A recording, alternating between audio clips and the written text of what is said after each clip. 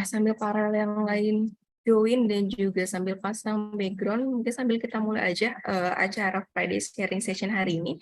Sebelumnya, Assalamualaikum warahmatullahi wabarakatuh. Selamat pagi semuanya. Salam bahagia untuk kita semua. Perkenalkan, saya Azmi dari Departemen HCED. Puji syukur, Alhamdulillah kita panjatkan kepada Tuhan Yang Maha Esa, karena pada hari ini, Jumat 31 Maret, kita bertemu lagi nih di acara favorit kita, di acara Friday Sharing Session.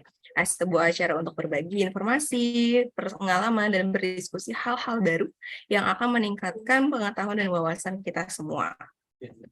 Nah, Bapak, Ibu, dan rekan-rekan FSS yang berbahagia, acara Friday Sharing Session hari ini akan membahas mengenai HC for non-HC, di mana sepertinya materi ini dirasa sangat baik, karena dengan materi hari ini, kurang lebih nanti kita akan bisa tahu nih bagaimana teknik atau cara pengelolaan sumber daya manusia. Nah, untuk materi hari ini nanti akan dibawakan oleh Bapak Hanung Hamburu, selaku Advisory Board Human Capital PTE di Indonesia. Pasti kita semua udah nggak asing deh sama Pak Hanung Hamburu. Beliau adalah karyawan Pelindo yang sedang ditugaskan di PTE di Indonesia.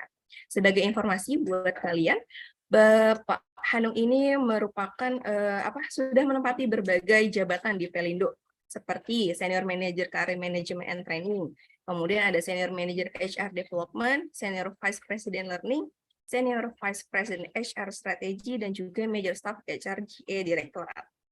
Selain itu, beliau juga pernah assign di beberapa anak perusahaan Pelindo nih, seperti di PMLI sebagai Advisor of Consultancy, kemudian di DP4 sebagai Advisor of Pension Fund, lalu di PTE di Indonesia sebagai Advisor of HR Strategy, serta assign juga sebagai Advisor of Internal Audit di PT Pelindo Persero. Nah, adapun susunan acara hari ini kurang lebih nanti akan ada pemaparan materi mengenai HC for non-HC, lalu nanti di akhir akan ada diskusi tanya-jawab. Jangan lupa disiapkan materi atau pertanyaan yang nanti bisa disampaikan di akhir sesi atau di saat sesi diskusi berlangsung. Oke, Bapak, Ibu, rekan-rekan semua, agar acara ini berlangsung sesuai dengan harapan dan juga memberikan manfaat nih bagi kita semua, marilah kita menundukkan kepala sejenak untuk berdoa sesuai dengan keyakinan masing-masing. Berdoa dipersilakan.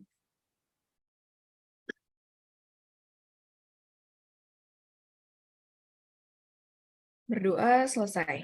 Nah, sebelum kita lanjut ke materi, nanti saya mau reminder untuk rekan-rekan boleh diklik di kolom chat, nanti akan dikirimkan link absensi, mohon diklik linknya dan juga diisi sesuai dengan yang ada di Google tersebut ya. Oke, selanjutnya tanpa berlama-lama lagi nih untuk narasumber kita, Bapak Hanung, saya persilakan untuk memberikan pemaparan pada hari ini. Bapak Hanung, saya persilakan, Pak. Baik, terima kasih Mbak Nur Asmi selaku moderator. Assalamualaikum warahmatullahi wabarakatuh. Waalaikumsalam warahmatullahi wabarakatuh. Selamat pagi, salam sejahtera bagi kita semua. Ya, syukur alhamdulillah kita bisa bertemu dalam acara Friday Sharing Session. Sebelumnya saya mohon maaf ya, sebenarnya ini acara ini 2 minggu yang lalu, tetapi waktu itu sudah disetting oleh tim SDM. Ternyata saya ada panggilan rapat di Regional 2 dengan Pak Agus, sehingga diundur ya pada tanggal 31 Maret. Dan dalam suasana bulan Ramadan, yang mudah-mudahan ini berkah acara ini, baik bagi saya pribadi maupun bagi Bapak Ibu sekalian peserta Friday Sharing Session. Ya, di sini saya mewakili dari Advisory Board. Sekarang ada Pak Bimo dan Pak Agus. Pak Bimo sepertinya masih on the way, naik izin sebentar. Kemudian Pak Agus dan saya kebetulan beda ruangan karena saya tidak ingin mengganggu Pak Agus ya. Mungkin suara saya terlalu besar nanti kalau dengan Pak Agus, atau malah Pak Agus yang nanti mengganggu saya gitu, takut mengganggu saya. Jadi saya pindah ke sinergi 3 gitu ya. Sendirian, saya pikir tadi dengan Mbak Nur Asmi ternyata saya sendirian. Oke lah, tidak apa-apa. Oke. Baik, yang saya hormati Bapak Direksi, Pak Elmi, Pak Ian Budi, dan Bapak Advisory Board rekan saya Pak Bimo dan Pak Agus. Kemudian juga di sini ada Pak Kepala Divisi, Kepala Departemen, kemudian juga ada Kepala Regional, saya lihat di sini. Kemudian juga ada Bapak Ibu sekalian yang saya hormati, karyawan EDI, di mana saya sudah sekitar hampir 1 tahun, bulan April tahun 2022 bergabung menjadi advisory board di PT EDI, dan kesempatan kali ini saya mendapatkan kesempatan untuk sharing ya, sehingga ini saya kurang lebih selama 1 tahun ini saya mendapatkan gambaran bagaimana PT IDI yang saat ini sedang bergerak bertransformasi supaya menuju yang lebih baik lagi sesuai dengan harapan shareholder tentunya dan juga stakeholders. Dan dalam kesempatan ini saya akan membawakan materi terkait dengan human capital for non-human capital manager atau staff ya. Biasanya di sini materi ini saya bawakan di PMLI untuk karyawan Pelindo. Materinya sekitar 2 hari. Nanti dalam kesempatan ini mungkin waktu sampai 11.30 ya. Ada sekitar 90 slide. Saya jamin tidak akan sampai buka puasa ya. Karena ini hari ini juga Jumatan ya. Jadi saya akan bawakan, walaupun banyak materi yang saya siapkan, tetapi mungkin saya akan fokus kepada beberapa materi yang pokok saja. Kemudian ada beberapa materi yang ini sebagai bahan saja, karena saya menyusun sampai 90 slide ya. Kalau biasanya kalau materi di pelatihan ini selama 2 hari saya menyiapkan materi slide sehingga sampai dengan 250-an ya slide-nya ya. Ya ini bisa 1 semester kita Pak Irwan. Baik, di sini saya tidak dalam kedudukan mewakili divisi SDM atau departemen SDM ya, atau mewakili di sisi lain. Sebenarnya kita bukan berhadapan ya, tetapi kita saling berkolaborasi. Tapi saya ingin berada di tengah ya. Untuk itu coba saya akan share slide. Saya sudah bisa ya Mbak Asmi ya di sini. Oke, kalau boleh saya mulai dengan pretest ya. Sedikit pretest saja. Silakan, di sini ada, sebenarnya bukan pretest ya. Saya ingin ini saja sih, ingin melakukan survei kecil-kecilan ya. Ini ada Mentimeter ya, kita ada menti.com. Silakan masuk ke laman menti.com, baik bisa di komputer masing-masing atau melalui mobile phone-nya masing-masing. Ini ada sedikit survei, 1 survei saja. Saya ingin tahu sih seberapa puaskah Anda terhadap layanan SDM saat ini ya, khususnya di PT IDI. Mungkin bisa dimulai, kita mungkin nggak lama-lama ya, 1-2 menit saja. Silakan ya, kalau bisa diisi kita langsung bisa melihat jawabannya. Sudah ada yang mengisi kayaknya. Rata-rata satisfied ya, 1-5 ya. Sekarang di posisi 4,5 ya. Saya boleh Lumayan ikutan ini. Pak Anung. Jangan-jangan cuma 2 orang nih ya. Pak Irwan lagi ya ngisi ya. Pak Irwan sama Bu Novi ini. Nah ini udah mulai turun nih. Ini kayaknya udah mulai yang bener nih.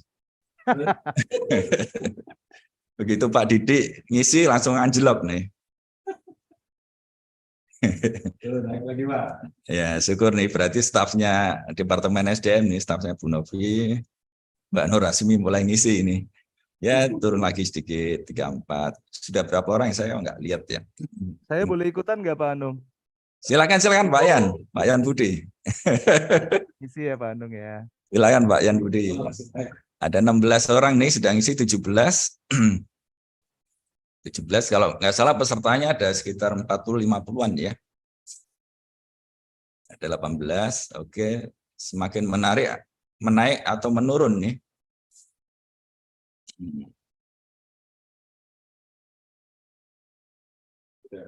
Kayaknya Yang berani cuma 20 orang ya mengisi, termasuk Pak Ian tadi langsung turun 0,1 gitu.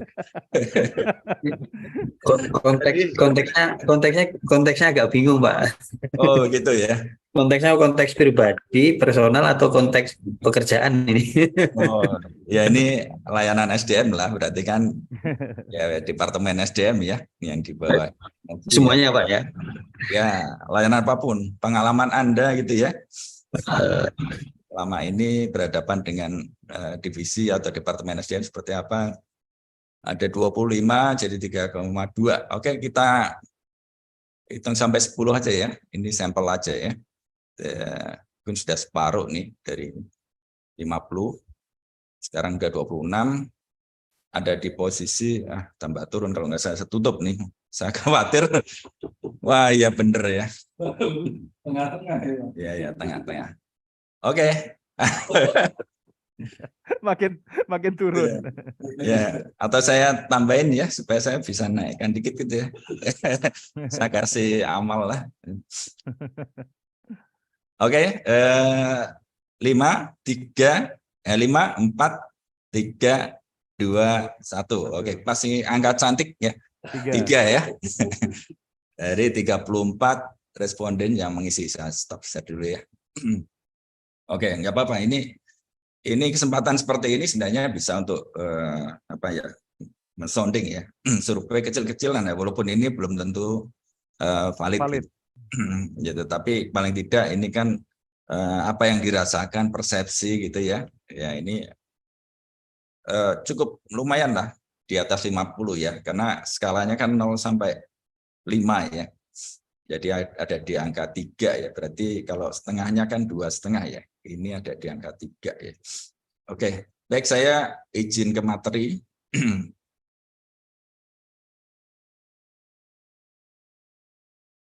Oke, sudah terlihat ya Bapak Ibu sekalian? Sudah, Baik, Pak. Siap. saya mulai dulu ya, yang ringan-ringan dulu aja ya. Mudah-mudahan suaranya bisa keluar ya. Tadi sudah saya coba sih bisa keluar ya. Boleh, Pak. Ya.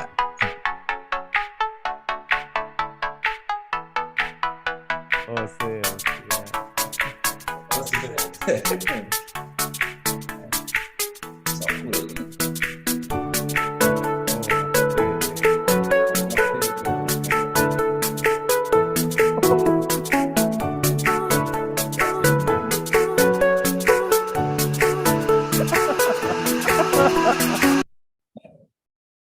Oke, mudah-mudahan sekarang udah jelas Pak ya. Jelas.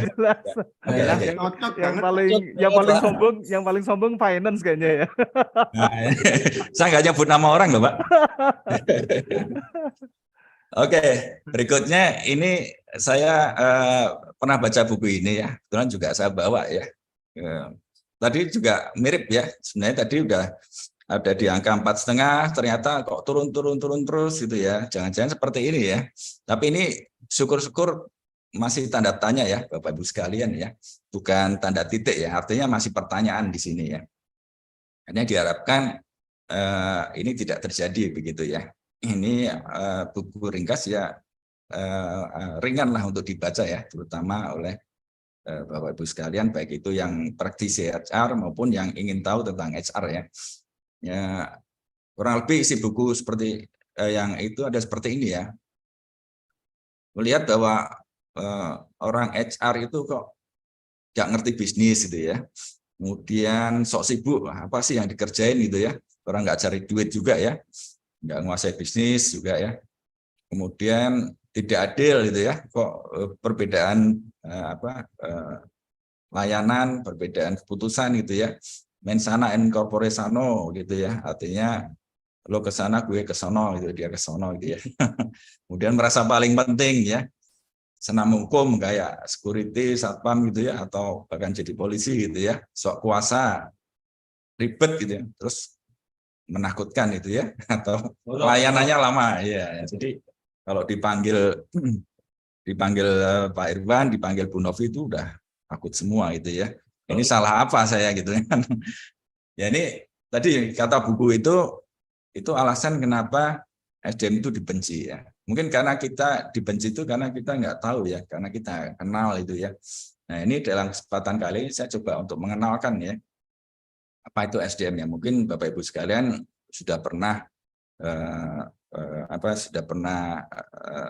juga duduk di SDM ya, seperti Pak Budi Hendrawan ya, kalau nggak salah ya, pernah di SDM. Kemudian mungkin yang lain juga.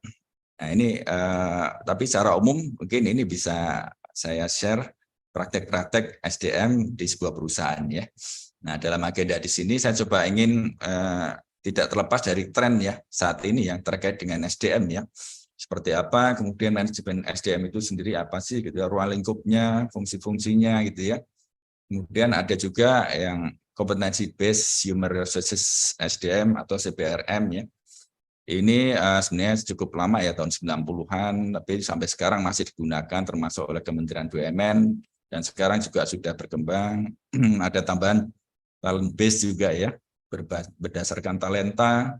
Kemudian di akhir nanti saya ingin membawakan peran manajer lini ya dalam SDM, khususnya dalam manajemen SDM, apa yang dibutuhkan, bantuan apa yang dibutuhkan oleh Departemen SDM dari para manajer lini atau di sini manajer divisi atau departemen yang terkait dengan selain di bidang SDM ya. Itu kurang lebih. Jadi saya bagi dua, mudah-mudahan jam 11.90 slide sudah selesai, kemudian 30 menit ya kita tanya jawab. Nah, kita mulai dari tren HR ya di sini ya. Nah, tren HR ini tidak terlepas dari industri 4.0 ya. Di sini sebenarnya saya tidak perlu menjelaskan lagi karena sudah sering ini jadi latar belakang ya. Jadi di SDM pun juga ini jadi latar belakang ya. Karena saat ini kita berada di fase keempat ya. Mungkin sebentar lagi kita akan masuk ke fase kelima ya. Kalau dulu kan butuh satu abad, sekarang mungkin dengan percepatan. Pak Hanung, Ada yang nutupin mohon maaf saya potong Pak Hanung. Nah, ya yang blok bar hitamnya masih ada di bawah Pak Hanung, jadi tulisan yang bagian CD tidak terlihat. Oke. Ini masih terlihat terus. Oke, jadi masih ada Pak, maaf Pak. Nah, oke, aman. Sudah ya, mungkin Ya, agak sudah, Pak. tadi ya. Oke. Oke, jadi mungkin fase berikutnya akan lebih cepat ya, dan kita tidak tahu SDM akan seperti apa, apakah akan digantikan teknologi ya, ataukah masih di belakang teknologi ya. Karena kalau kita lihat ini sebenarnya sudah sampai ke Indonesia juga ya. Sini di bawah itu juga ada beberapa penyedia baik itu IoT, big data ya, kemudian cloud computing ya. Karena di sini ADI kan mungkin sudah familiar dengan apa yang saya sampaikan di sini. Saya ambil dari Wikipedia, dari websitenya Kominfo ya, mirip-mirip seperti itu ya.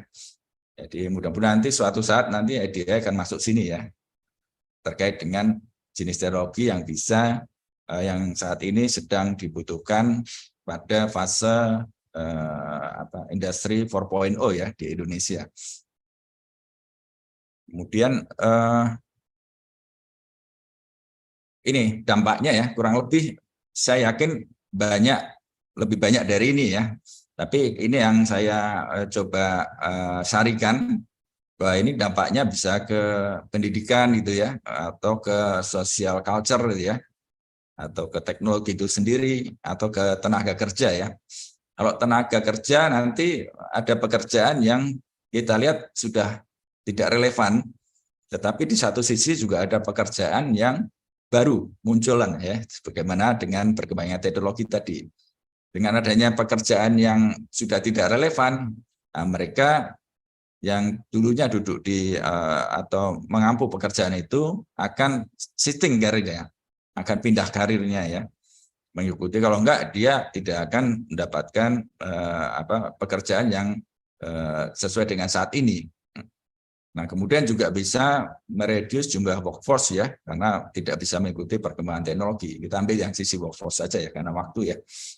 Kemudian dari sisi yang emerging new jobs ya, jadi pekerjaan-pekerjaan baru seperti apa nanti akan kita lihat. Tentunya dengan adanya munculnya teknologi tadi, yang baru akan membutuhkan kompetensi yang baru, baik itu dari sisi pengetahuannya, skills-nya atau attitude ya.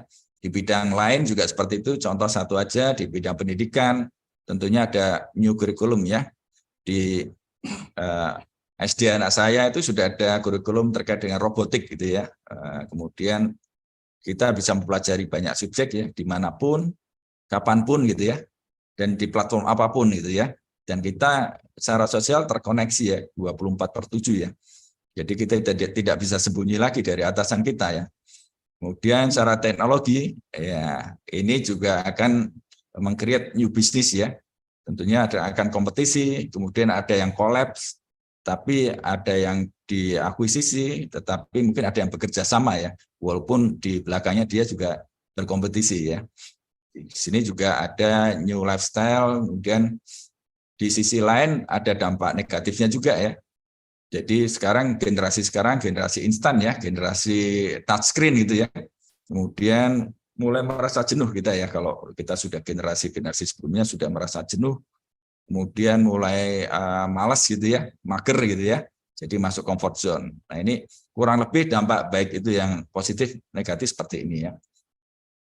Nah mungkin ada juga artificial intelligence ya. Kalau dulu kan kita melihat pertarungan ya di tahun 90-an itu antara Garry Kasparov ya dengan Deep Blue ya. Saat itu Garry Kasparov yang menang ya, walaupun dengan rambutnya jadi putih semua. Sekarang begitu ada Deep Blue yang versi berikutnya kalah gitu ya. Kemudian kalau dulu ada Terminator ya, sudah kerangkanya seperti itu. Sekarang ada film di Netflix ya, Megan gitu ya. Itu sudah mirip dengan anak-anak gitu ya, jadi boneka tetapi bisa bawa pedang itu yang ngejar-ngejar itu, takut. Ya, IA itu ya. Nah ini yang menakutkan lagi itu yang nano robotik ya. Kalau dulu kan kita kalau di militer itu butuh senjata pemusnah massal ya. Sekarang sudah targeting ya Bapak Ibu sekalian ya. Kita taruh peluru di nyamuk saja ya. Kemudian kita targetkan orang yang ingin dibunuh gitu ya dalam di perang gitu ya. Sehingga bunuhnya presisi ya, langsung ditembak di tempat-tempat atau yang mematikan gitu ya di bagian tubuh ya. Nah itu ke depan kita tidak tahu perkembangan seperti apa, apakah ini dampaknya positif atau negatif bagi manusia ya. Kemudian saya mencoba ya sebuah website ya, Tommy App ya, ini ya. Sini nanti akan saya coba ini ya, praktekkan ya, kalau mungkin yang belum pernah ya. Ini sepertinya muncul lagi ya, kalau sekali ya. Ya. Oke. Kenapa ya? Harus enggak muncul ya. Dasarnya salah ya. Ini pentingnya di. Oke. Nah, kalau manusia itu kecepatan bacanya cuma 200-300 kata ya. Tapi kalau AI itu sudah ribuan kata per detik ya. Demikian juga menulis hampir semuanya kalah. Bahkan untuk membuat lagu pun mereka bisa. Ya, cuman 1 menit 1 lagu. Nah, saya belum pernah coba sih ya. Kemudian diskusi ya, dia nggak lelah ya. Anda tanyakan di chat GPT itu ya, sekarang sudah versi 4 gitu. Anda tanyakan apa aja, dia jawab terus ya. Tapi kalau kita tanyakan ke orang gitu, mungkin kita langsung dimarah-marahin ya, kalau terlalu banyak pertanyaan. Dan dia juga nggak butuh gaji ya, kerja 24/7 seperti itu ya. Kalau manusia kan tidak akan seperti itu ya. Ya tadi di Tom App itu pernah coba, mungkin kalau sempat saya praktekkan gitu ya. Tapi saya khawatir waktunya kurang cukup ya. Ya saya coba buat presentasi, saya masukkan HR management ya. Langsung nggak sampai 1 menit sudah bisa membuat sekitar 10 slide gitu ya.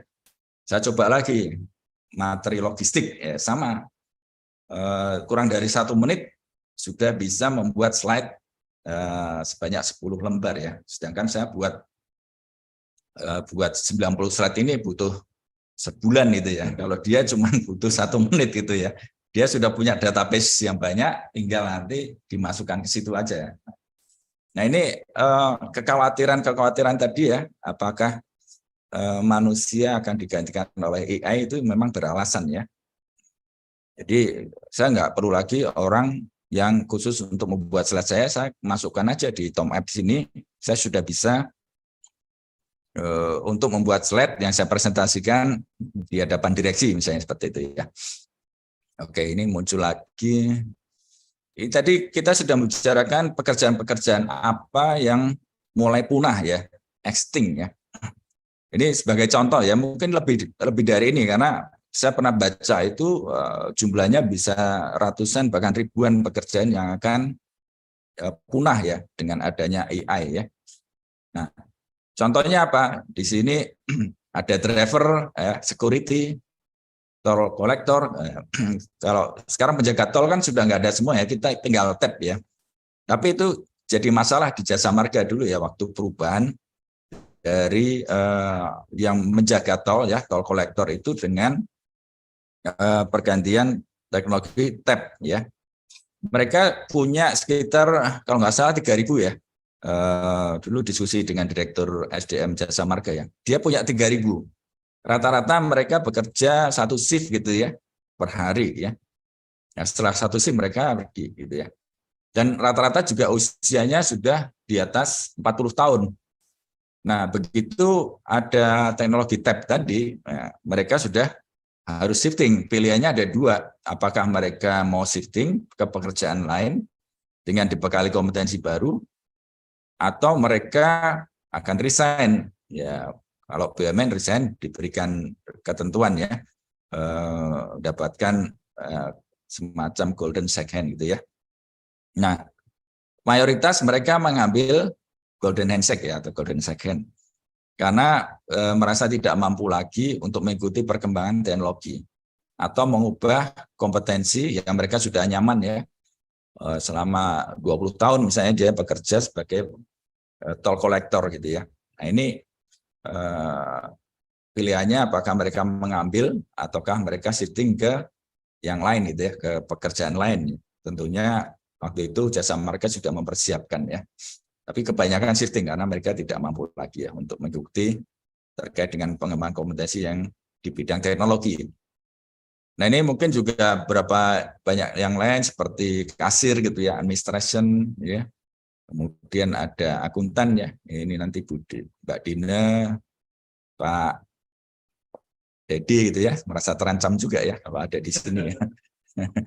Nah ini tentunya di sisi lain juga bermunculan new jobs ya, sesuai dengan survei dari World Economic Forum di sini 10 besarnya adalah seperti ini ya, bisa Bapak Ibu sekalian baca sendiri. Ada data analis dan scientist ya, dan ada AI dan machine learning spesialis ya, big data developer dan lain sebagainya. Ini masih banyak lagi pekerjaan-pekerjaan baru yang bermunculan yang kita tidak bisa bayangkan di tahun ya 80 atau 90 dulu seperti apa gitu ya. Ternyata sekarang ada muncul seperti itu. Nah, kemudian juga tren berikutnya adalah perubahan angkatan kerja ya. Bayangkan kalau Bapak Ibu sekalian punya nenek ya, mengajari teknologi yang baru ya. Nah, ini butuh effort ya. Wah, saya sendiri sekarang mulai kewalahan juga ya, walaupun dulu waktu masih muda gitu ya, masih semangat belajar teknologi, ya masih bisa mengikuti, ya bisa setiap berapa tahun sekali kita ganti handphone gitu ya. Sekarang mungkin orang tua yang ini juga sudah kewalahan ya. Dulu yang tidak punya handphone malas juga. Sekarang saya yang sudah berganti handphone atau kita yang sudah berganti handphone tiap 2-3 tahun sekali itu ya. Sekarang pakai handphone ini aja sudah cukup lah. Mau ganti lagi malas itu. Nah apalagi generasi yang di atas sebelum kita gitu ya. Nah ini sebagai pengetahuan saja ya, ini ada pembagian generasi seperti ini ya. Ya dari tahun 45 mungkin sekarang sudah mulai sangat minim ya.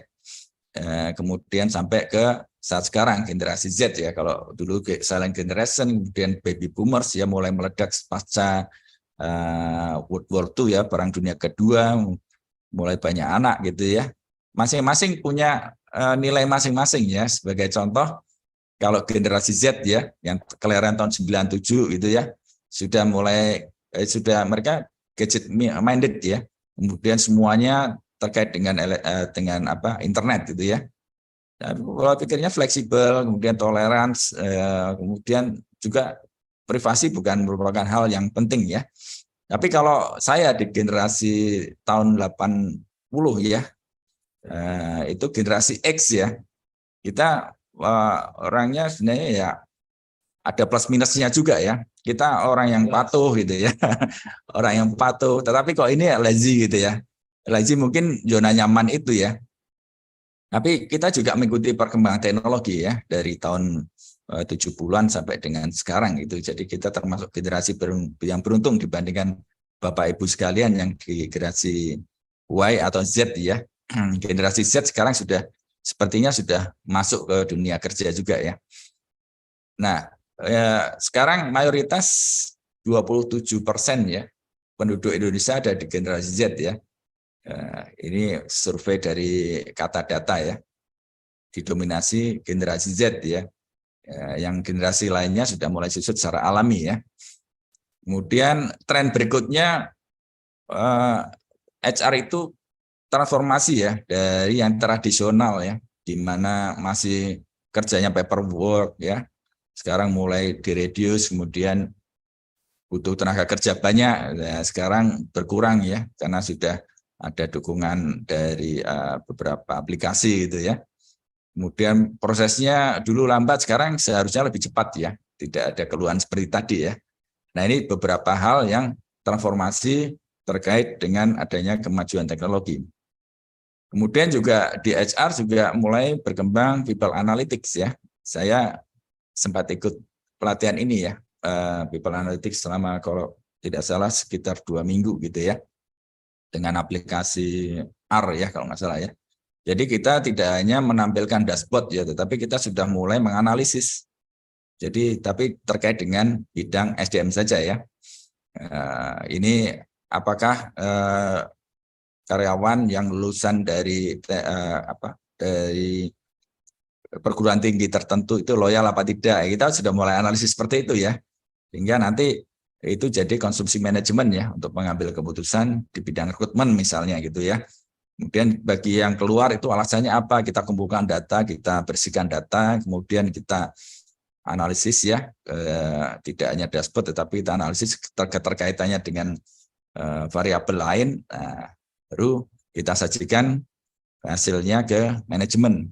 Nah itu namanya people analytic ya. Nah itu hal-hal tadi yang tren terkait dengan SDM saat ini ya. Nah sekarang kita masuk ke manajemen SDM itu sendiri ya. Ini nggak usah dibaca ya, pasti pusing ya, banyak sekali. Tapi ini sebagai dasar saja ya. Tadi dibilang bahwa SDM itu sok sibuk ya. Ternyata memang sibuk beneran kalau beneran ya. Ini ada 61 ya bidang ya yang harus dikerjakan oleh SDM ya. Ini berdasarkan SKKNI ya, apa ini standar sertifikasi kompetensi ya, nasional Indonesia ya, dari Kemenaker ya. Ada 61 yang harus dikuasai ya. Nah ini membuktikan bahwa saya bukan membela HR ya, tetapi memang di sini adalah kompetensi teknis ya seorang HR itu banyak sekali. Mungkin di IT juga demikian ya. Kita masing-masing juga punya kompetensi yang dipersyaratkan ya, di sertifikasi gitu ya. Tapi supaya rekan-rekan yang lain juga memahami bahwa SDM itu juga kompetensinya teknis khususnya yang dibangun perlu dimiliki adalah sekitar 61 ya kalau di Indonesia ya. Nah, ini tetapi ada persyaratannya juga ya. Kemudian kita masuk ke pengertian ya, ini bisa dibaca saja ya kalau ini sesuai dengan Kemenaker juga ya. SDM itu apa, manajemen SDM itu apa gitu ya. Kemudian unit manajemen SDM itu seperti apa tugasnya gitu ya, mulai dari nyusun strategi ya sampai ke hubungan industrial itu ya. Ini saya rasa ini hanya pengetahuan saja. Tujuan human resources management ya. Nah, kadang-kadang pengertian atau istilah human resources atau human capital atau personalia ya, itu nanti kita akan lihat ya evolusinya ya. Kadang-kadang kita pakai istilah human resources, kadang-kadang di sini pakai human capital ya. Mungkin di tempat lain masih pakai personalia, it's okay bagi saya ya. Ini di sini ada kurang lebih ada 4 tujuan ya, dari perusahaan punya tujuan sendiri terhadap SDM-nya, kemudian secara fungsional juga demikian, pekerja juga ada tujuannya sendiri, kemudian tujuan sosial sebuah perusahaan di bidang HR juga ada sendiri. Sebagai contoh, kalau di tujuan pekerja ya, kita ambil saja ya, ini membantu aktualisasi karyawan agar dapat memberikan kontribusi bagi organisasi ya. Kemudian menjaga kualitas kehidupan pekerjaan. Tentunya kita bekerja, kita ingin kualitas kehidupan kita dan keluarga kita juga menjadi semakin baik gitu ya. Ini adalah keseimbangan antara tujuan perusahaan dengan tujuan pekerja gitu ya. Termasuk tujuan sosial juga ya. Kita juga ingin masyarakat sekitar kita juga mempunyai dampak yang positif ya, dengan menggunakan dampak yang negatif. Nah, ini saya sampaikan tadi, ada yang personalia, ada yang human resources ya, ada yang human capital, yang sekarang berkembang itu human experience ya. Bagaimana pengalaman seseorang karyawan itu terhadap pelayanan dari SDM ya. Ternyata di sini masih 3 ya. Itu masih ada ruang untuk ditingkatkan itu ya.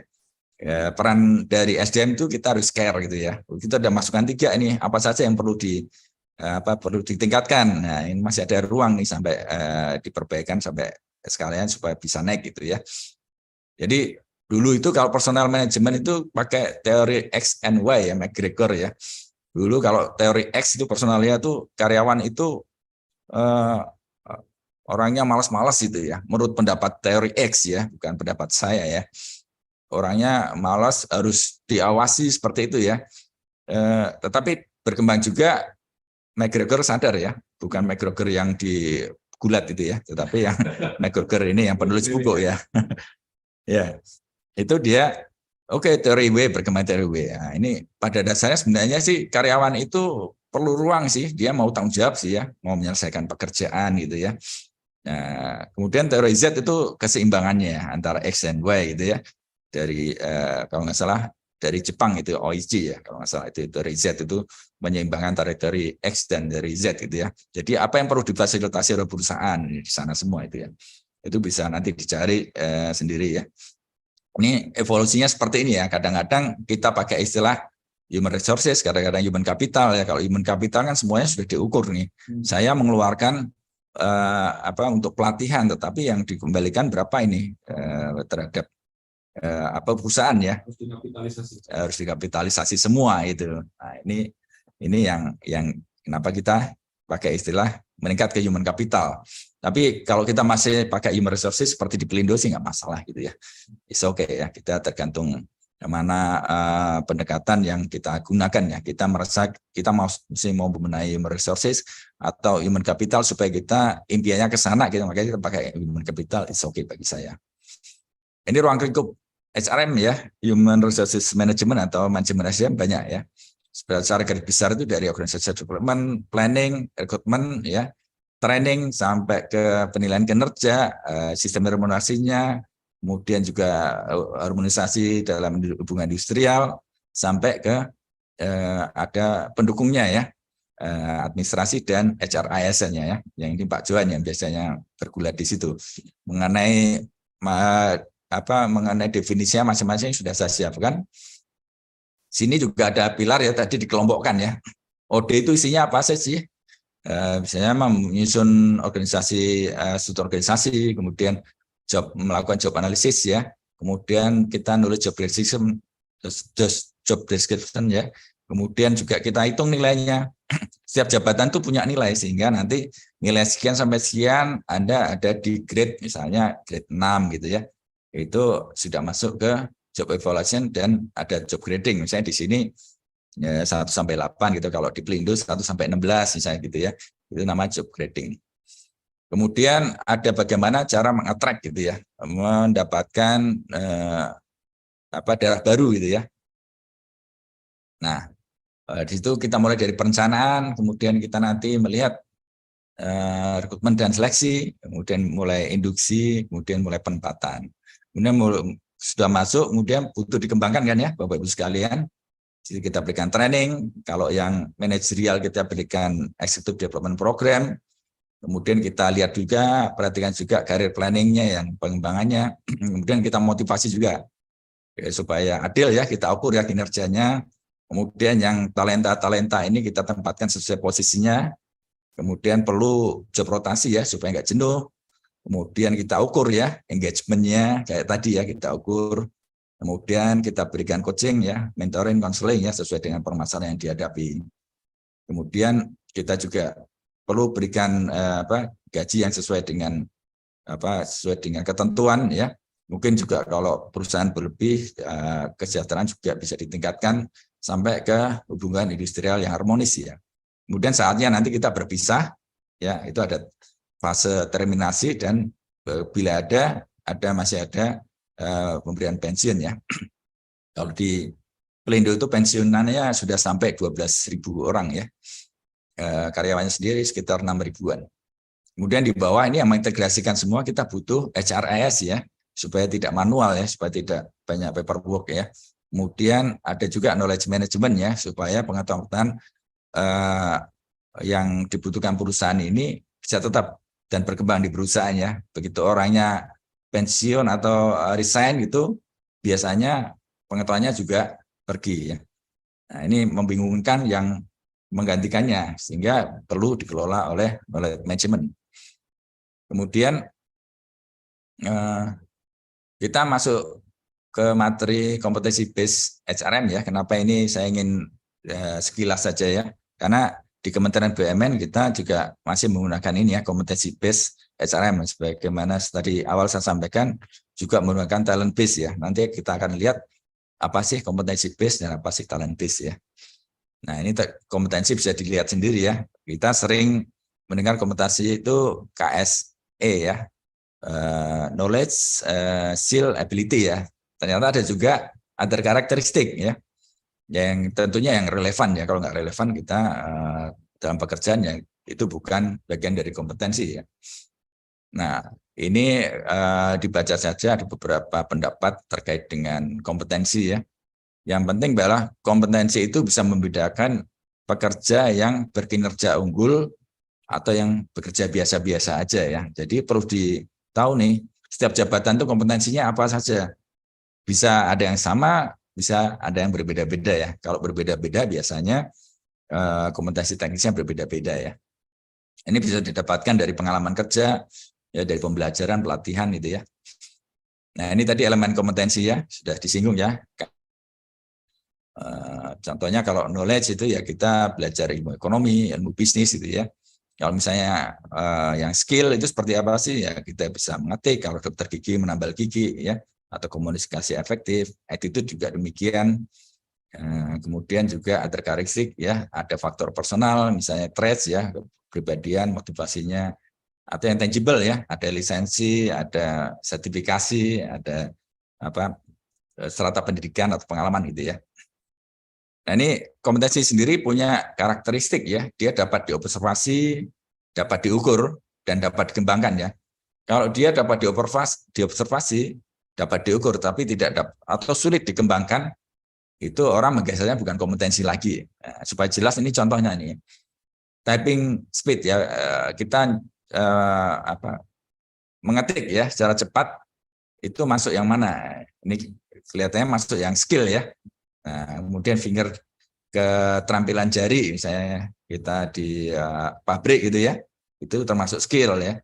Kalau driving a car itu lebih banyak ke skill juga ya, walaupun kita juga butuh pengetahuan ya, tidak terlepas dari pengetahuan sebenarnya, tapi yang besar adalah skillnya di situ ya. Effective communication itu bisa masuk skill, bisa masuk attitude gitu ya. Driver license tadi kalau slide sebelumnya kan itu masuk ke other ya, termasuk 10 years experience. Kalau yang using PowerPoint jelas ya bisa skill ya. atau mungkin juga butuh knowledge juga ya. Tapi kalau sudah menggunakan itu artinya kita sudah keterampilan ya. Nah sekarang jadi pertanyaan adalah integrity ya. Dulu banyak yang perusahaan integrity itu adalah masuk ke kompetensi. Tapi setelah apakah itu dapat dikembangkan sulit ya. Karena itu adalah pengalaman dari yang lalu ya. Biasanya itu mulai dari kecil sampai dewasa itu dididik terkait dengan integrity.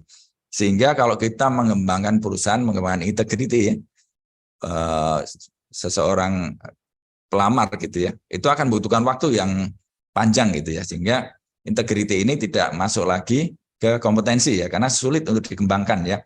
Paling perusahaan hanya membuat pagar-pagarnya saja ya, rambu-rambunya saja, sehingga itu tidak masuk kompetensi lagi. Banyak perusahaan mulai dimasukkan ke nilai ya atau value perusahaan. Nah, ini kalau model gunung esnya ya seperti ini ya. KSA tadi ya, knowledge, skill, attitude itu gampang terlihat ya. Itu juga gampang dikembangkan. Sementara yang di bawah-bawah itu lebih tidak kelihatan ya. Kepribadian saya, ya motif saya itu sulit untuk dilihat orang lain gitu ya. Baru kelihatan kalau sudah nampak kita lakukan ya. Itu juga susah untuk dikembangkan sehingga perusahaan fokusnya ke yang KS aja sih gitu ya, seperti itu. Karena nggak ada waktu. Kita juga bukan lembaga sosial kita untuk mengembangkan semuanya ya, tetapi kita fokus ke bisnis ya. Bisnis kita bicara terkait dengan KS aja itu ya, kita berpikiran pragmatis itu ya. Ini prosesnya ya, dari mulai mapping ya, kemudian ada asesmennya, kemudian dikembangkan ya. Contohnya seperti apa ini? Kita juga ada pendekatan lain ya. Kalau CBRM ya itu terkait dengan kompetensi ya. Gimana kita mengembangkan kompetensi? Kalau ada gap-nya kita kembangkan. Tapi kalau yang talent base, nah ini berbeda. Seorang Anda begitu diturunkan Tuhan dari surga itu ya. Nah itu sudah dibekali dengan talent gitu ya. Ada yang mengatakan seperti itu. Ya walaupun mungkin talentnya tidak begitu kelihatan ya. Talent saya misalnya di bidang SDM gitu ya, atau saya bisa bermain musik gitu ya. Nah, itu talent misalnya ya. Kalau kita mau milah talent yang sifatnya yang spesifik, atau ini orang ini cocok untuk di marketing karena dia suka bicara gitu ya, mempengaruhi orang lain, talentnya di situ. Nah, perbedaannya kalau di kompetensi kita mengisi gap ya Bapak Ibu sekalian, tapi di talent itu ya sudah gapnya kita nggak terlalu perhatikan lah. Karyawan itu talentnya di mana ya sudah kita push di situ terus. Ini orang marketing, ini orang sales, ya nggak usah dipindah-pindahin. Nah, di situ dia memang jagonya di situ ya, kita poles terus, kita kasih pelatihan, kita kasih exposure gitu ya, supaya dia jadi sales, jadi marketer yang handal gitu ya. Jadi nggak usah nanti dia dipindah untuk jadi orang SDM. Waduh, saya nggak suka di belakang meja gitu ya, kayak Pak Anung gitu ya.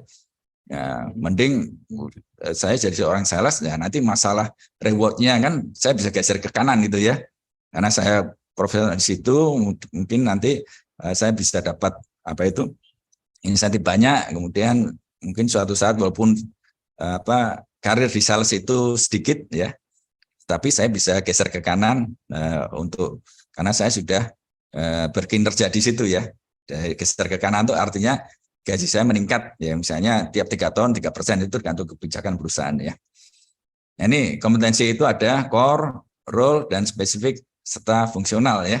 Kalau core itu semuanya harus ada itu ya. Nah, semua karyawan dalam perusahaan itu harus punya. Nah, kalau role itu dibagi manajerial dengan staff berbeda ya. Kalau manajerial biasanya dia sudah ada kompetensi kepemimpinan ya. Tapi kalau staff dia enggak. Kalau core tadi contohnya misalnya customer centric gitu ya. Karena kita perusahaan jasa ya semuanya harus customer centric ya. Kalau enggak kita ditinggal gitu ya. Kalau kita enggak care ya dengan customer ya. Nah, kalau yang spesifik ya misalnya programmer gitu ya, kompetensinya spesifik. Berbeda dengan saya di SDM gitu ya, itu kan lebih spesifik. Fungsional juga demikian, ini terkait dengan job function-nya ya. Mungkin ada yang mirip-mirip ya, di keuangan mungkin bisa perbedaan antara yang akuntansi dengan yang memegang anggaran gitu, itu bisa dibedakan. Tapi masih dalam satu keluarga jabatan ya. Nah, terus dilihat juga levelnya ya, dari level yang belum ada sampai ke level yang sudah expert gitu ya. Ini bisa dibaca sendiri. Nah, ini contohnya matriksnya ya. Misalnya kita di manajemen project gitu ya. Nah, kita perlu project manager sampai ke admin itu ya. Kalau sebagai contoh, project manager ya dia harus expert ya di project manajemennya ya. Tetapi seorang admin ya nggak perlu lah, itu kita nggak butuh lah di situ ya. Power BI juga admin nggak butuh, kemudian Python juga nggak butuh ya. Tapi mungkin yang butuh adalah sistem analis misalnya, dia harus expert di bidang Power BI gitu ya, Python. Tetapi project manajemennya dia intermediate juga cukup gitu ya, dibandingkan dengan seorang project manager ya. Nah itu sebagai contoh metrik kompetensi, atau kita angkakan seperti ini ya. Kalau 0 itu artinya dia tidak perlu gitu ya. Ya, sebagai contoh tadi admin ya, dia 0 ya, dia nggak perlu kompetensi itu ya. Tapi yang kalau skala 0 sampai 5 ya, project manager itu perlu nih. Project manager itu perlu kompetensi project management sampai 5 itu ya. Nah, dia harus jadi expert di situ. Kemudian dimatchingkan ya antara pemegang jabatan dengan posisi ya. Misalnya business knowledge, sales manager itu nggak perlu sampai 5 misalnya, 4 gitu ya. Nah, persennya berapa itu? Baru 3 nih. Nah, gimana ada gap kan nih? Person berapa, posisinya berapa ini dibutuhkan. Kalau ada gap misalnya 1 nanti ke bawah dirata-ratakan, ternyata masih belum memenuhi ya sebagai seorang sales manager dengan demikian banyak kompetensi. Nah, kita gapnya berapa? Nah, nanti tugas berikutnya adalah pengembangannya ya. Ini untuk itulah CBRM itu fokusnya kepada gap. Gapnya berapa, ya itu kita isi ya untuk dikembangkan supaya matching. Ini penggunaan CBRM-nya bisa dibaca sendiri sebagai contoh untuk seleksi ya. Nanti kita coba dia bisa digunakan dalam interview gitu ya, berbasis kompetensi ya, dibandingkan dengan kompetensi interview yang secara tradisional. Ini kompetensi BUMN banyak sekali nih, ada 10 nih. Biasanya yang diakses adalah 10 ini ya, untuk menjadi seorang direksi BUMN atau direksi anak perusahaan. Nah, rata-rata kami di Pelindo itu di managing diversity-nya yang lemah. Karena managing diversity ini kalau kita melihat ini biasanya kita butuh exposure ya, secara nasional maupun secara internasional. Ini sebagai contoh kenapa managing diversity itu sulit. Nah, ini ada video sedikit ya. Ada suaranya ya. We'll be asking the questions, old man. Who are you? You. No, not me, you. Yes, I am you. Just answer the damn questions. Who are you? I have told you. Are you deaf? No, you is blind. I'm not blind, you blind. That is what I just said. You just said what? I did not say what. I said you. That's what I'm asking you. And you is answering. Shut up.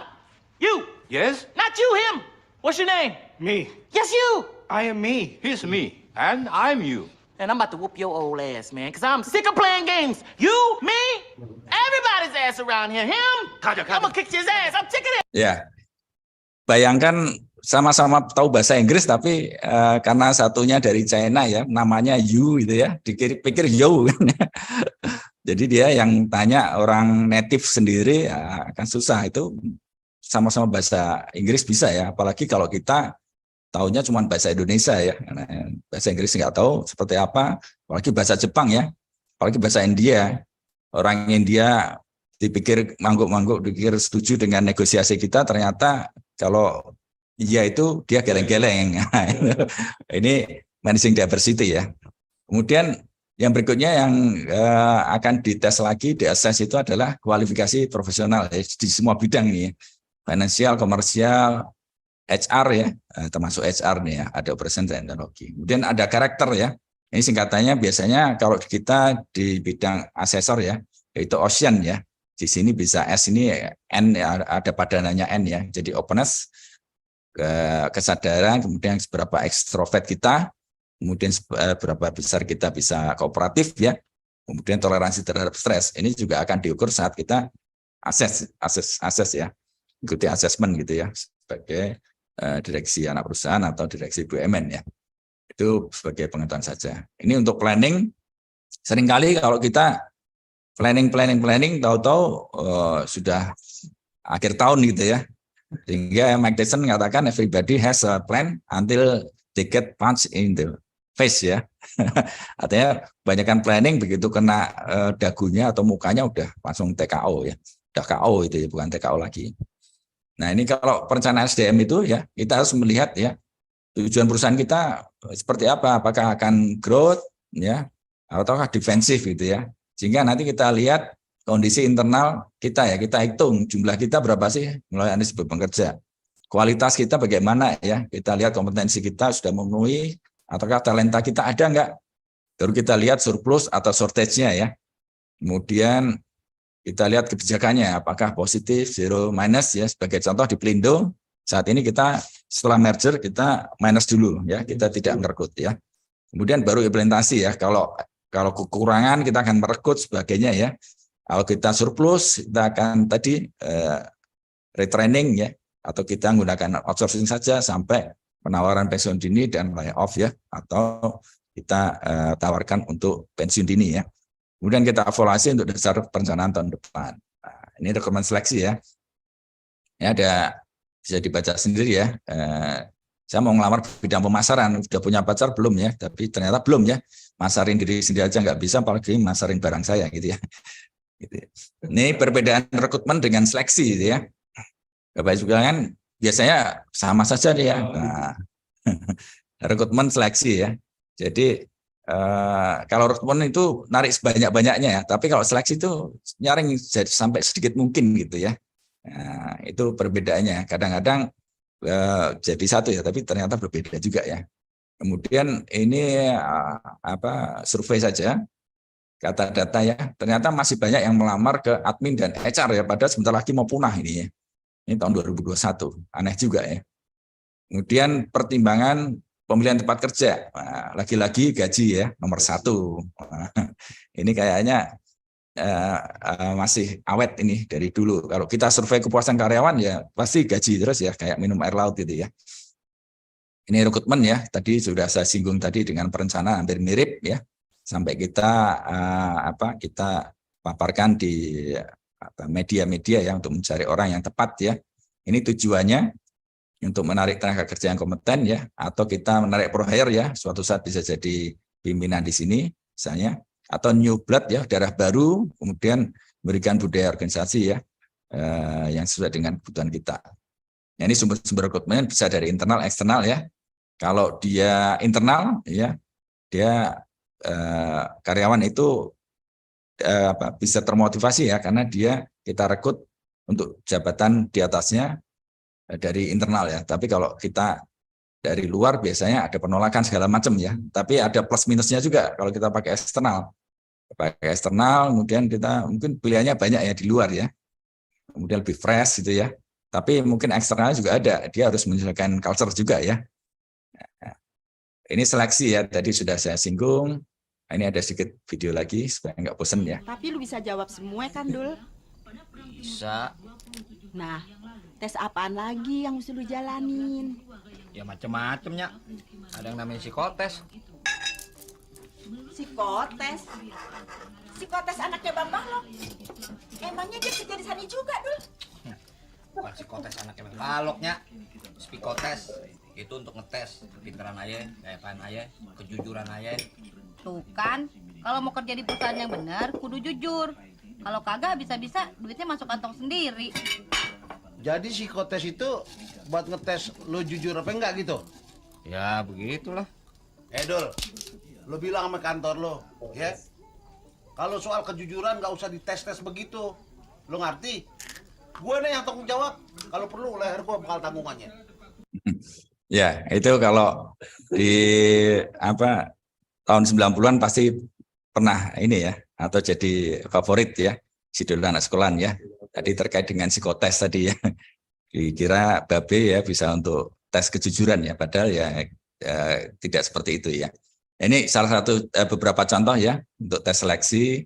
Ada psikologi ya, psikotes tadi, kemudian ada achievement test, ada simulasi, grafologi juga demikian, referensi dari pekerja dari bos sebelumnya, ada medical test, interview gitu ya.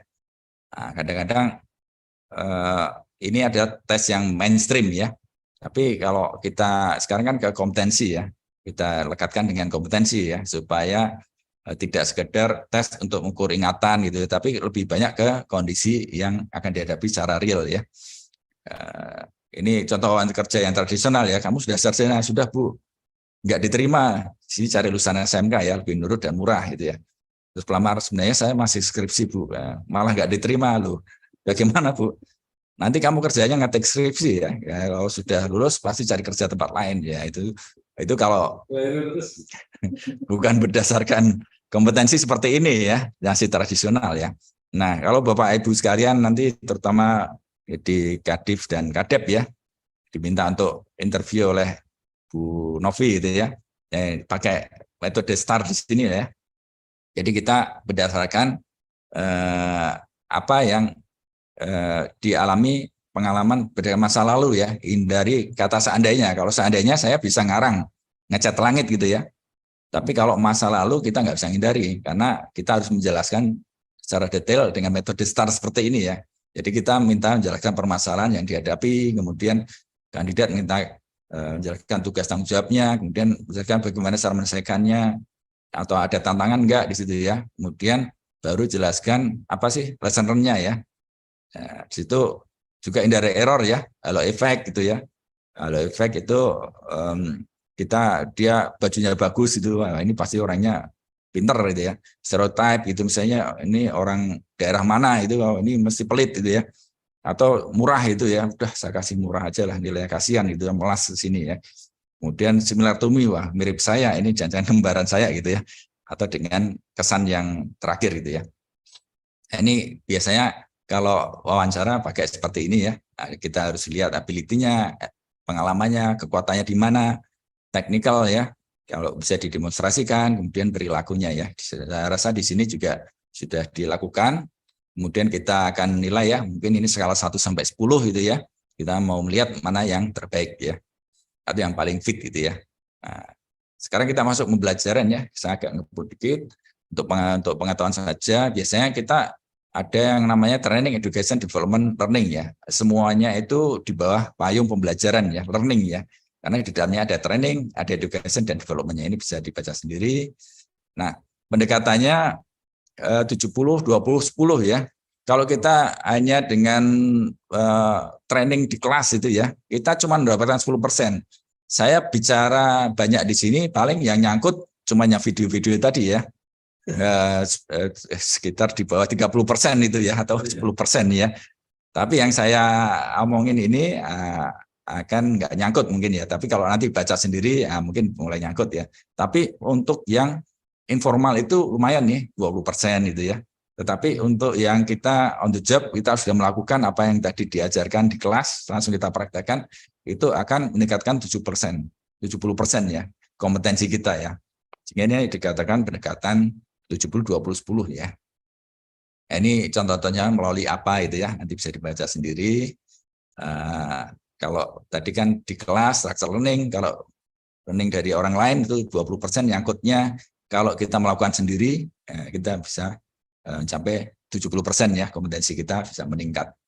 Ini ada learning pyramid ya, kita kalau memberikan training kita harusnya secara kombinasi ya, baik secara kinestik, secara visual, secara auditori itu ya, kita sentuh semuanya ya, supaya semakin nyantol gitu ya. Kalau cuma lecture aja 5% nih, cuman membaca itu nyangkutnya cuma 10% ya. Tapi kalau kita belajar, saling belajar ya, sharing gitu bisa sampai 90%. Ya, ini adalah tujuan manajemen pembelajaran ya. Tentunya ingin mengurangi kesalahan segala macam gitu ya, meningkatkan kepuasan bekerja. Nah, ini ada, kemudian evaluasi. Jangan lupa nanti dievaluasi ya, ada 5 ya level ya. Ini bisa dilihat sendiri. Biasanya kalau setelah ada sharing gini, kasih reaksi ini ya. Wah, ini sangat bagus atau kurang bagus, atau pembicaranya nggak jelas gitu ya. Nah, itu direction ya. Kalau learning biasanya pre and post test ya. Kemudian behavior change itu biasanya setelah dari training ya 3 bulan, nanti diamati supervisornya, kita kasih kuesioner ya. Nanti yang nilai supervisornya, baru kita SDM tahu oh ini ada peningkatan betul ya. Business impact ini lebih susah lagi ini ya. Supaya misalnya tidak ada kesalahan, tidak ada kecelakaan kerja itu ya. Yang paling akal adalah ROI atau kalau di training ROTI itu ya. Tapi ini banyak faktor sebenarnya yang overlap ya, sehingga kita jarang lakukan, bahkan Pelindo sendiri juga belum melakukan ROTI ya.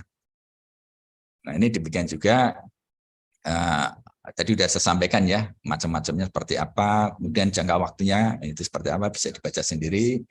Ini evolusinya ya, sekarang sudah mulai digital learning, kita di sini ya, menurut Deloitte ya, di digital learning ya, kita mulai belajar secara mikro ya. Mikro itu kayak dulu kalau kita kuliah dicicil gitu ya, pelan-pelan, tapi diulangi, dicicil depan, ulangi lagi, modelnya seperti itu. Dibandingkan kita di kelas numpuk ya, kebut semalam, ya akan nyangkut. Nah, ini manajemen kinerja ya. Sekarang kita masuk manajemen kinerja. Kita sekilas-sekilas saja ya. Di sini tujuan manajemen kinerja bisa dilihat ya, untuk organisasi menyelaraskan tujuan organisasi. Jadi ada kontrak manajemen, kemudian diturunkan ke bawah ya sampai ke individual, itu masing-masing punya target ya. Kemudian pengembangan karir ya, tentunya yang mencapai target lebih kita dahulukan. Apakah kita lihat kenapa kurang, kita berikan umpan balik. Kemudian talentanya di mana sih? Apakah di sales, apakah di marketing, apakah di SDM atau keuangan gitu ya, kita bisa identifikasi. Kemudian dia butuhnya apa, gapnya di mana, untuk tahun depan kita latih juga berdasarkan manajemen kerja. Jadi mulai dari planning, monitoring, reviewing, sampai kalau syukur-syukur ada rewarding gitu ya, ini siklusnya. Ini metode penilaian kerja ya, ada yang rating scale, ada yang rank force, itu diurutkan ini. Si A ini harus diurutkan dari misalnya ada staffnya ada 10 nih, harus ada ranking 1, nggak boleh sama rankingnya gitu ya. 360 derajat dari atas, dari samping kiri kanan, dari bawahan juga menilai. Multi-rater bedanya 360 derajat itu, multi-rater dia lebih dari 1 itu sudah dikatakan multi-rater, tidak harus dari atas bawah segala macam ya. Critical incident juga demikian, yang terkait dengan insiden yang paling kritikal yang waktu itu dilakukan atau dihadapi ya, itu kita nilai. Yang sekarang berkembang ke KPI ya. Nah, ini problemnya ya. Biasanya kurang objektif ya, kalau dekat dengan atasan dinilai baik, tapi kalau sedang berantem dengan atasan tidak dinilai baik gitu ya. Kalau efek juga demikian, murah ya. Saya kasih jor-joran gitu, di sisi lain pelit gitu, ada semacam itu ya. Sentral tendensi ya udahlah saya cari aman dulu daripada dibawain golok ya sama bawahan saya kasih tengah aja kayak tadi 3 ya. Kemudian ada recent behavior bias ya. Nah, kemudian ada personal bias ya, tadi ini dari mana sih validitas dengan reputasi saya nggak dicek gitu ya. Nah, kita kembalikan mengatasi problemnya ya, kita kembalikan ke standar penilaian ya, bukan kita lihat perbandingan dengan kerja, tapi kita lihat perbandingan dengan standar penilaian yang ada. Ini KPI assessment bisa dibaca sendiri ya, sampai dari data collection sampai follow up, ini orang SDM melakukan seperti itu. Nah, ini talent ya. Talent tadi saya sampaikan aja, ini bedanya dengan CBRM ya. Kalau CBRM fokusnya ngisi gap ya, kita bagaimana mengajari ayam untuk terbang gitu ya. Kita isi gapnya terus, walaupun nggak bisa terbang, walaupun ayam bisa terbang kalau ditakut-takuti ya. Tapi TBRM ya jangan gitulah. Ya udah, kita daripada ngajari ayam untuk terbang ya sudah kita ngajari bangau aja untuk terbang lebih cepat gitu ya, atau merpati bisa jadi merpati pos gitu ya. Karena memang talentnya di situ ya. Ini perbedaannya pendekatan di situ ya. Nah, di BUMN kita orang itu dimasukkan ke sini ya, calon-calon direksi itu dimasukkan ke sini. Dilihat dari kapabilitasnya ya. Kapabilitas itu kayak gelas itu kosong, ya, sudah terisi berapa itu ya. Nah, kemudian untuk bawahnya dari kinerjanya ya, kinerja baik atau kurang atau sangat baik ya. Nah, yang dikatakan kalau itu kinerjanya sangat baik, kemudian kapabilitasnya masih berpotensi ya, kita masukkan talent berpotensi. Ini siap untuk dipromosikan. Nah, ini bisa dilakukan oleh perusahaan juga seperti itu. Jadi tidak hanya untuk direksi, di Pelindo juga sudah dilakukan seperti ini sampai ke BUD-3 itu ya. Nah ini baru dimobilisasi ya ke karir ya. Apakah dia seorang kapasitasnya dia bisa untuk jadi generalis ya, jadi top management, atau enggak dia ke spesialis, nanti ujung-ujungnya jadi subject matter expert ya di bidang tersebut ya. Nah, ini terkait dengan remunerasi, ini ada dari Jack Welch ya. Kalau kita sudah menempatkan orang yang benar, kemudian kita kasih pengembangan, kita kasih kita kasih kompensasi, dia akan jadi orang yang bersinar ya, terbang jauh gitu ya. Ini dari teori motivasi ya, yang biasanya umum kita gunakan adalah dari Maslow ya. Kemudian juga dirangkum oleh Aldever ya. Bedanya kalau Maslow ini dia harus terpenuhi dulu ya kebutuhan di bawah baru bisa meningkat ke atas ya. Kalau Aldever ini sudah mengelompokkan ya sudah nggak usah banyak-banyak lah. 5 jadi 3 saja, wong sama mirip-mirip gitu ya. Kemudian juga Herzberg-nya hygiene factor ya. Menariknya bahwa di sini gaji itu bukan faktor yang memotivasi ya, tetapi kalau nggak dikasih dia akan teriak. Makanya dia masuk ke hygiene factor ya. Nah, tapi yang motivasi itu apa?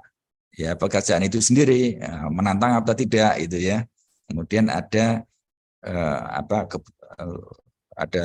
possibility untuk berkembang atau tidak ya, atau responsibility yang lebih tinggi ya, itu lebih motivasi dibandingkan dengan hal yang berbau dengan moneter tadi atau finansial.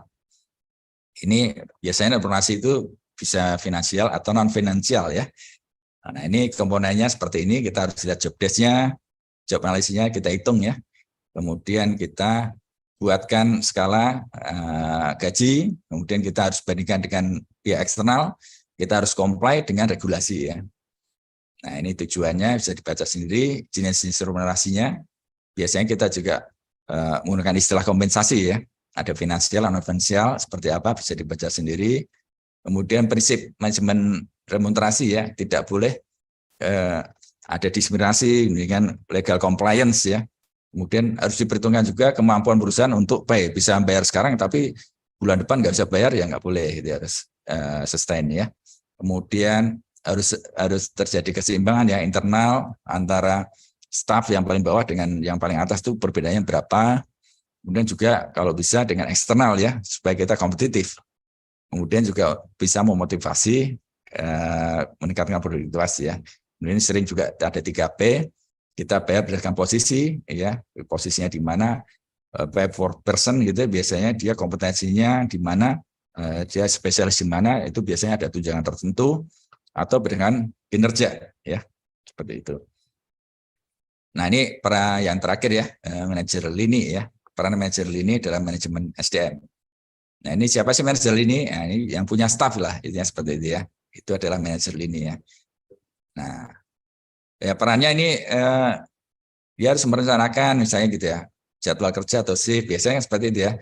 Harus sesuai SOP, mengarahkan bimbing kerja timnya yang terkait dengan SDM semua ini. Kalau ada orang baru ya kita kasih penjelasan, kemudian kompetensi teknis apabila dia diminta untuk ngajar gitu, sharing gitu ya. Kemudian mengukur kinerja tim, kemudian kebutuhan training, kembangan tim itu juga harus dilakukan. Kemudian presensi harus kalau ada bawahannya yang nggak datang, kita harus care ya. Kemudian melindungi K3 gitu ya. Kemudian juga mengelola anggarannya, kemudian kebijakan SDM itu dibawa ke dalam timnya supaya bisa terimplementasi ya. Nah, ini hubungannya diharapkan manajer lini ya, dia memprioritaskan tadi, ini banyak sekali nih seperti tadi, dia memprioritaskan juga di orang ya, karena tanpa orang ya pekerjaannya tidak akan jalan ya. Kemudian kolaborasi ya dengan divisi HR pun begitu, dia harus membekali ya dengan terkait dengan skill manajemen SDM ya. Kemudian feedback ya. Kita harus, kalau dia ada keluhan apa, kita harus berikan feedback ya dengan ketentuan. Kemudian mengimplementasi teknologi supaya manajer ini enggak terganggu oleh program-program SDM yang dirasa banyak menyita waktu ya. Ini dukungan manajemen ini ya, terkait dengan fungsi ya. Misalnya di organisasi development ya, kita di SDM itu biasanya butuh informasi tentang tugas-tugasnya, karena kita mau buat job desk gitu ya, nanti mohon di approve, kemudian review SOP juga di approve. Nah, kemudian main for planning ya, beban kerjanya berapa sih di tim Anda gitu ya. Kemudian justifikasinya kalau ada penambahan orang gitu ya. Di bagian rekrutmen seleksi biasanya job spec ini ditanya Bu Novi ini. Kemudian menyediakan waktu ya untuk wawancara user ya atau wawancara teknis tadi ya. Terkait dengan training development, kemudian harus mengidentifikasi ya. Tim saya ini butuh pelatihan ini loh. Nah, kemudian kalau diminta sharing terkait dengan kompetensinya teknis, ya diharapkan berkenan gitu ya. Kemudian manajemen kinerja dan talenta ya, diharapkan untuk kalau ada penilaian KPI gitu secara objektif ya. Kemudian talent timnya diidentifikasi, kemudian dikembangkan, dipertahankan. Bagi remunerasi ya, data misalnya terkait dengan insentif lembur kalau ada ya. Kemudian Bu Industrial, motivasi tim jadi role model itu ya. Jadi ini adalah peran-peran dari manajer lini ya. Ya kurang lebih seperti itu. Mohon maaf nih agak lebih. Sudah ngebut 90 slide nih. Baik, mungkin masih ada waktu untuk mungkin kita diskusi ya. Saya stop share dulu. Baik, saya kembalikan ke Mbak Nur Asmi. Terima kasih Bapak-Ibu sekalian sudah mendengarkan sharing saya selama ini. Saya kembalikan ke moderator, Mbak Asmi, silakan. Oke ya, terima kasih banyak Pak Handung atas materi yang diberikan hari ini. Wah, luar biasa banget nih. Jadi kayak mungkin orang-orang yang belum kenal HC udah tahu nih sekarang HC itu seperti apa. Kayak untuk rekan-rekan yang mau bertanya atau mungkin yang mau berdiskusi tentang materi yang baru saja disampaikan, boleh raise hand aja, jadi nanti diskusinya secara langsung gitu. Oke, kita akan ada 3 orang ya untuk bertanya atau untuk berdiskusi bareng sama Pak Hanung. Oke, boleh diklik aja tombol raise-nya yang mau diskusi. Jadi kalau nggak ada yang bertanya, saya gantian bertanya nanti ya, Mbak ya. Biasanya kalau boleh Pak Hanung. Ada satu lagi mungkin untuk kita setelah saya berikan sharing tadi, mungkin saya akan Mentimeter lagi ya satu ya, Mbak Nur Asmi. Oh, post-testnya ya Pak? Ya, post-test lah ya. Acak-acak aja lah itu. Oke. Ada yang mau bertanya? Boleh raise hand? Nggak apa-apa, kalau gitu Mentimeter dulu. Oh, boleh. Oke, boleh Pak Hanung. Ya. Oke, saya sharing ya. Sudah, Pak. Ya, ini cuma bantu Pak Irwan aja sih. Bagaimana pendapat Anda terhadap pengelolaan SDM dan perusahaan Anda? Saya tadi sudah menjelaskan ya fungsi-fungsinya ya, ada rekrutmen seleksi, pengembangan SDM-nya, manajemen kinerja, talenta karirnya, remunerasinya ya, hubungan industrial ya. Apakah sudah baik ataukah perlu peningkatan atau belum cukup gitu ya. Belum cukup baik pengelolaannya ya, bukan besarannya ya. Ya monggo diisi. Kalau tadi kan kita sudah tahu ya, kurang lebih berapa puas ya. Itu berapa puas baru 3 ya. Ini berapa orang? Baru 5 orang ya. Rekrutmen seleksi udah bagus nih. Memang kerjanya Bu Novi ini. Cuman mungkin bisa dipercepat, mungkin seperti itu ya, karena belum sampai ke 4 atau ke 5 itu ya. Tapi timnya Bu Novi kan alasannya wah nggak semudah itu Ferguson gitu kan. Nyari orang itu kan, ya, apalagi dibayar yang kompetitif itu kan, wah, susah nih ya. MCM masih 1,7 ya, masih cukup rendah. Manajemen kinerja 2,2 ya. Talenta karir cukup rendah juga ya, 1,7. Sistem remunerasi masih 1,5. Hubungan industrial mungkin sudah adem ayem ya, harmonis ya, sosok lah di 2,8. Ada 23 nih. Kita tunggu sebentar ya. Apakah ada yang sampai 4 gitu ya? Siapa tahu ya. Baru 27 orang. Nah, semakin meningkat atau semakin menurun ya. Oke, saya rasa sudah representatif ya. Dari 40 atau 50 sudah ada 33 orang yang ya. Kita lihat di sini yang sudah cukup baik adalah di rekrutmen seleksi ya. Tapi yang jadi perhatian mungkin di talenta dan karirnya ya, mungkin belum. Remunerasi juga mungkin perlu lebih kompetitif gitu ya, diharapkan ya. 1,5. Oke, 38 orang. Oke, saya close ya. Saya close, stop share. Ya itu saya bantu aja sih Mbak Nurasmi ya. Ini untuk masukan saja, terutama dari Divisi SDM dan Departemen SDM ya, untuk pembenahan ke depan. Slide saya silakan nanti akan saya share ya. Ini kepada Bapak Ibu sekalian peserta bisa dibaca-baca untuk pengetahuan.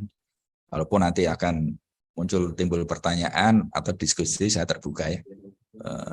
Masih di advisory board ya di sini ya. Juga ada kontak saya ya di CV saya juga ada sih di Mbak Nurasmi. Mungkin demikian ya Mbak Nurasmi. Karena tidak ada pertanyaan, mungkin dari Pak Hanungnya nih yang mau bertanya berarti Pak. Ya tadi pertanyaannya lewat Mentimeter sih. Itu aja. Oke. Ya. Baik Pak Hanung. Oke, berarti dari Pak mungkin Hanung sudah cukup pusing gitu ya. Padahal sebenarnya banyak ya. Saya nggak nguasai semua terus terang ya.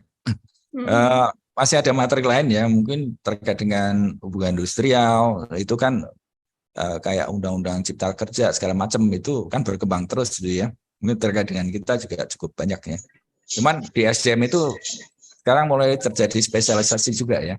Ada yang spesialisasinya hubungan industrial, ada yang spesialisasinya terkait dengan rekrutmen gitu ya. Kalau di Astra kan ada Astra Recruitment Center gitu ya.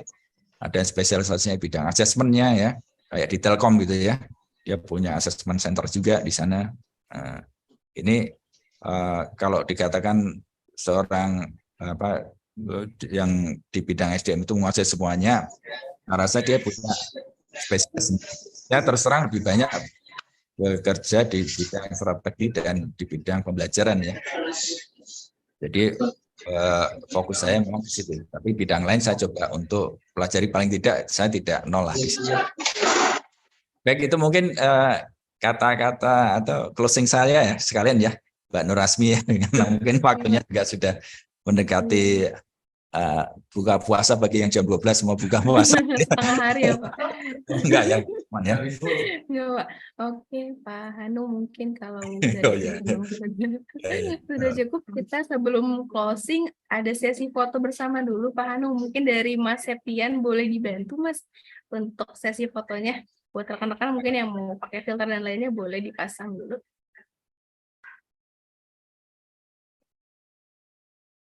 Halo. Oke, terima kasih Mas Septian. Sebelum saya tutup nih acara Friday Sharing Session hari ini, untuk rekan-rekan yang belum isi absennya, boleh diklik di kolom chat, di situ ada link absen. Mohon diisi terlebih dahulu ya, biar terdaftar nih hari ini siapa aja ikut Friday Sharing Session.